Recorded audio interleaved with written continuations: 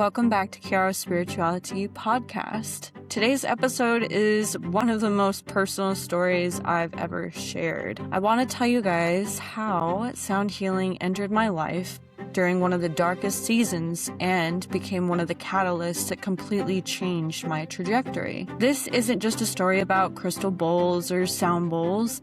It's a story about hope. It's a story about mentorship. It's a story about community and healing. And it's a story about what happened when I had nothing left to lose. So, if you ever felt lost, disconnected, depressed, spiritually exhausted, burnout, emotionally overwhelmed, or like life was asking more from you than you knew how to give, this episode is for you. Because there was a time when I genuinely didn't know what my future would look like. And if you had told me then that I would one day facilitate sound healings, land retreats, healing retreats, work alongside renowned practitioners, and help thousands of people around the world reconnect with themselves, I would have never believed you.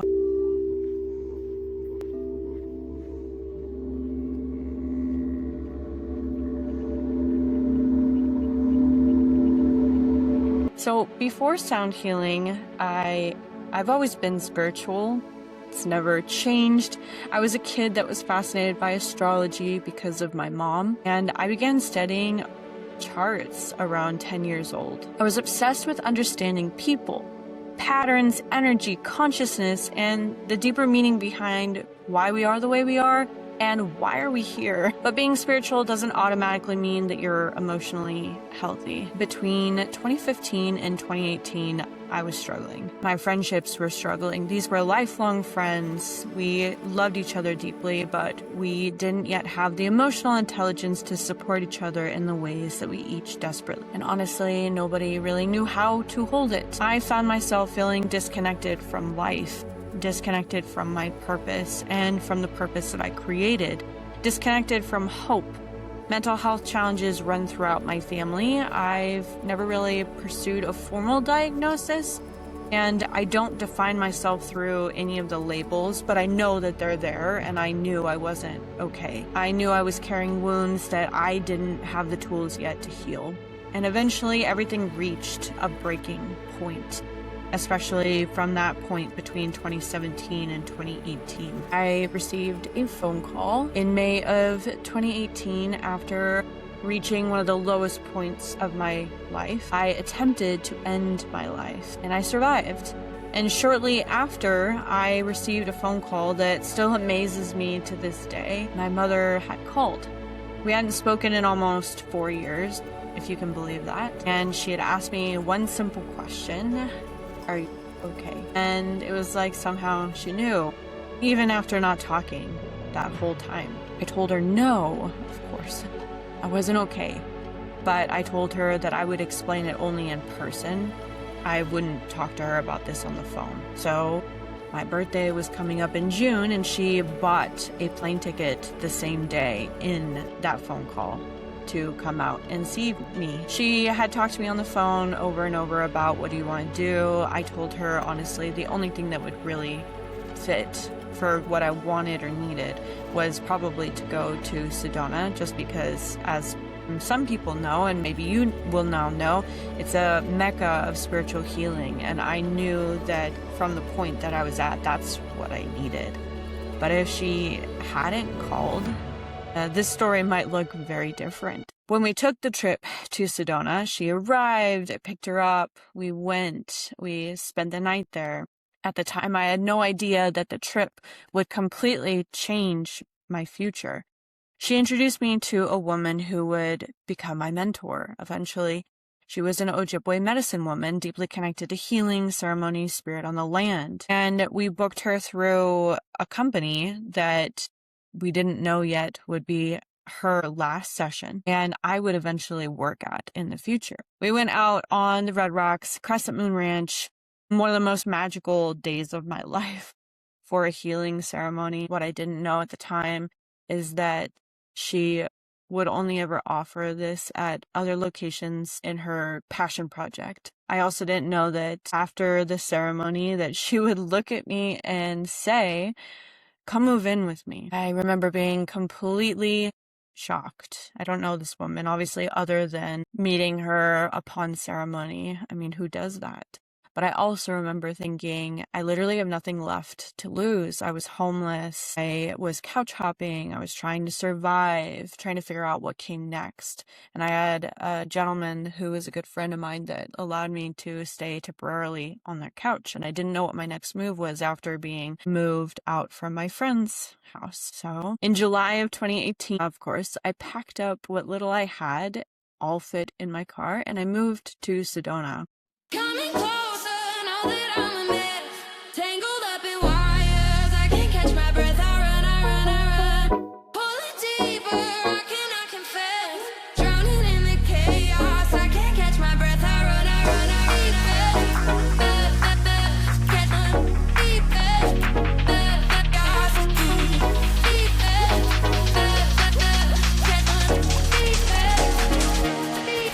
coming closer, now that I'm a mess, tangled up in wires, I can't catch my breath, I run, pulling deeper, I cannot confess, drowning in the chaos, I can't catch my breath, I run,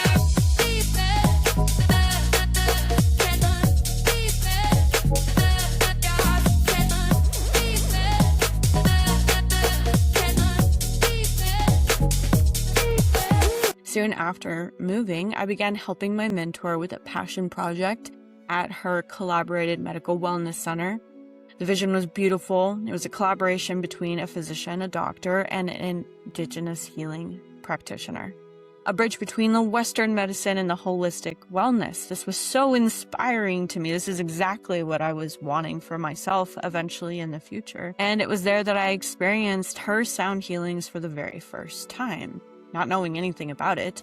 I didn't know much about all the frequencies in this capacity, and I didn't know that sound therapy, other than what I understood from Tesla, could actually be a healing science. I wasn't thinking about the neuroscience. I just knew something inside me shifted. I remember laying there and feeling emotions move through my body. Emotions that I had spent years suppressing. Emotions I just didn't know how to express. Emotions I didn't feel safe enough to feel. And for the very first time in a very long time, I actually let my body go.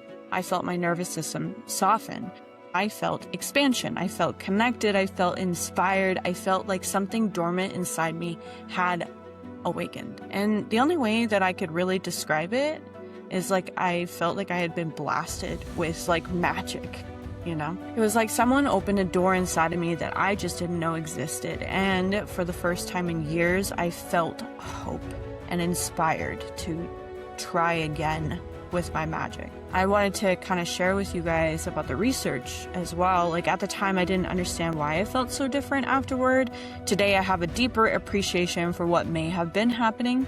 The research into music therapy and sound meditation and sound-based relaxation practices and practitioners that have been found with reducing stress, reducing anxiety, improving your mood, increased feelings of relaxation, better sleep quality, which I experienced the sleep way better, enhanced emotional well-being. And honestly, other than the studies, like I felt like my gifts were more active when I was in the sound healing. It was almost like I was channeling stronger. Some studies have also observed like a reduction in cortisol, the body's primary stress hormone, as well as improvements in the heart rate variability, which is often associated with the resilience and nervous system regulation. Other researchers are exploring how rhythmic sound may support meditative brainwave states associated with deep relaxation and restoration. I've come to understand that this is the REM state, and your REM state is one of the states that helps your body self-heal while you're in that rest. So now, does that mean that crystal bowls are magically fixing people? Not exactly. And that's not what I teach. What I believe is that sound creates an environment, an invitation, a space where the body feels safe enough to relax. And I think that the frequencies then also coincide with your body to help regulate the system, self-regulate. And it seems that when the body relaxes that healing really can begin. For someone like me in 2018 who had spent years in survival mode, that mattered. And because when you've been stressed long enough, peace can feel unfamiliar. It shakes everything up. So you'll have responses to this, which I remember having because we did the sound baths so often. For the next 3 years, we facilitated sound baths every Thursday, even holidays, special events, any opportunity that we could. My mentor and I traveled together. We facilitated private retreats at home spaces. People would call us to come to their house personally. We went on home retreats, cooperated with corporate wellness experiences, community gatherings, and then eventually we went to a larger retreat that we did in Hawaii, which that was pretty freaking cool. And life really exploded in ways that I never could imagine. I was 22 years old when I started this out after that 22nd birthday. Yet it felt like I was experiencing 10 years of growth that was compressed into just a couple of years. Not because life suddenly became easy at all. It was not easy, I promise you. But because I finally had mentorship, community, a new purpose, tools, experiences, and there were people who believed in me and trained me. So learning from those masters over the years, I had a privilege of working alongside incredible practitioners, people who dedicated their lives to healing, indigenous wisdom, ceremonies, and spiritual development.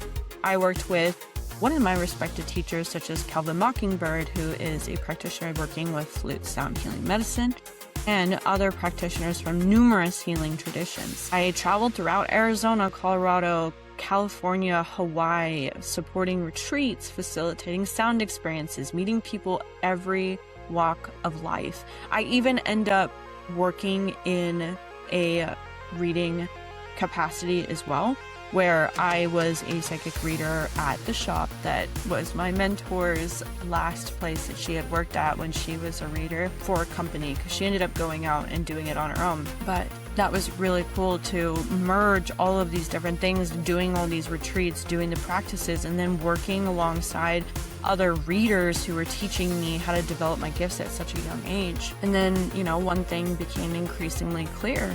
People weren't showing up because of the bowls or the cards or the instruments. They were showing up because they were exhausted and they were overwhelmed, they were grieving, they were searching, and they wanted a place where they could finally exhale. So why sound can actually feel so powerful? I mean, think about it. When was the last time you gave yourself permission to do absolutely nothing? No phone, no emails, no responsibilities, no fixing, no performing, no taking care of everyone else. You're just lying down and receiving. For many people, that's incredibly rare. The sound becomes an anchor, something the mind can focus on. And as the mind slows down, the body often follows. Many people report vivid imagery, creative insights, emotional release, feeling of connection. I remember some of these stories where people were experiencing people who passed away coming in that they got to feel and experience.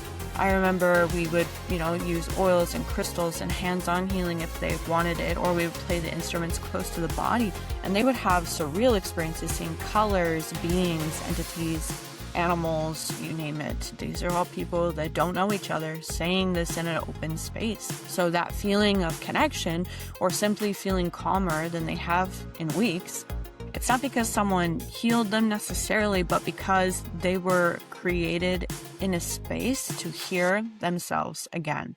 And I feel like that experience of having other people in a sacred space that you close off and you tell everyone that this is an open space and we're all here and this is protecting everybody, honoring everybody, not allowing for other people to have judgment or bring in some kind of negative influence to the experience. It was outstanding. So then as I got older and entered a new chapter in my life, I began investing in a partner and looking for ways to continue this work. I had to move. So moving from Sedona area, I had to come down to the Phoenix area. And eventually I finally connected with an incredible local practitioner. If you haven't seen her shop, it's at Missy's Mysteries in Scottsdale. She's an amazing practitioner who has a healing space.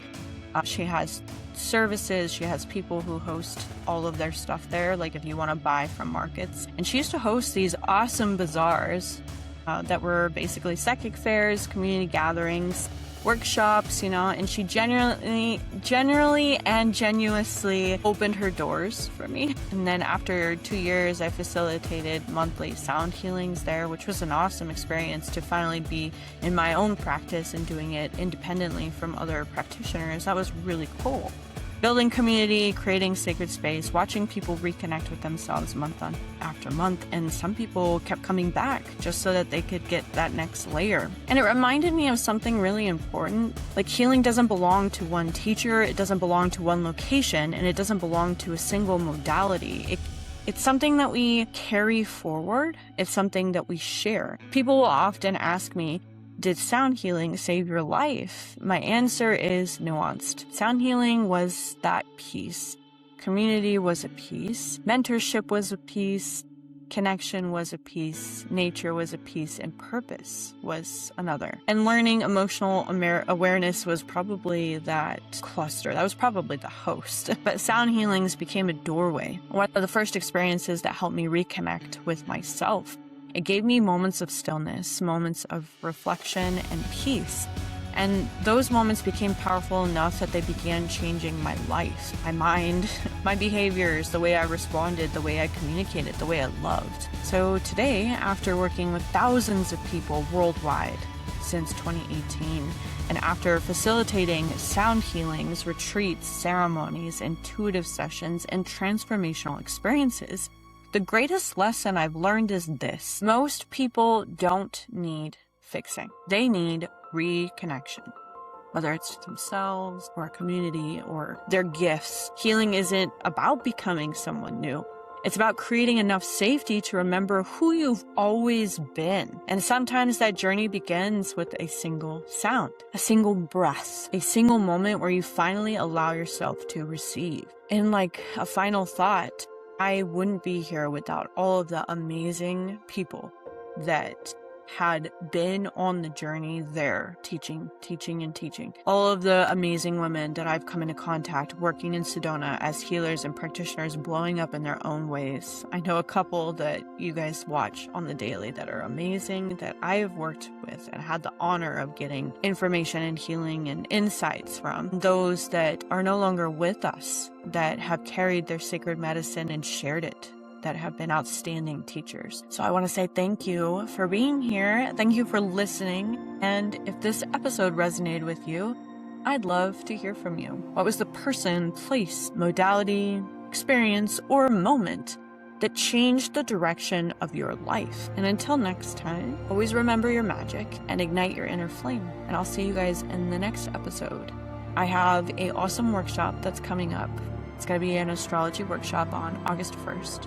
You'll see the link below, and if you guys want to check it out, I will see you guys at the workshop. Otherwise, make sure you guys look at my book that came out that helps you reconnect with your gifts. It's The Cosmic Connection, and you can look it up easily. The Cosmic Connection with Adams is the last name. It'll pop right up on Amazon. It'll be in the link as well below. Thank you guys, and see you next time.